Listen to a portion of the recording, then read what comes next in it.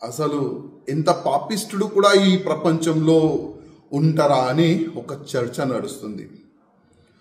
ఇవాళ ఒక న్యూస్ చూసిన ఒక టీవీ ఛానల్లో, ఎవరో అంటే ఆ గుడిని అపవిత్రం చేయనికి ప్రయత్నం చేసిన వాళ్ళు ఇవాళ లేకపోతే రేపు దర్శనానికి వెళ్తారంట. అంటే ఎంత మీరు ఘోర పాపం చేసిన తర్వాత కొద్దిగైనా మీకు సిగ్గులేదా? మళ్ళా మా తిరుపతి దేవస్థానం మా దేవుడికి దర్శనం చేయడానికి మీరు వెళ్తారా? మా దేవుడి పైన మీకు నమ్మకం లేకపోతే మీరు ఎందుకు ఈ షోపుటప్ రాజకీయం చేస్తున్నారు? ఎందుకు ఈ షోపుటప్గా మీరు దర్శనం చేయడానికి వెళ్తున్నారు? నాకు అర్థమైతే లేదు. ఇవాళ మొత్తం మన తెలుగు సమాజం మీకు తిడుతున్నారు, మీరు దొరికితే చంపేస్తారు. అంత కోపం హిందూ సమాజంలో ఉంది.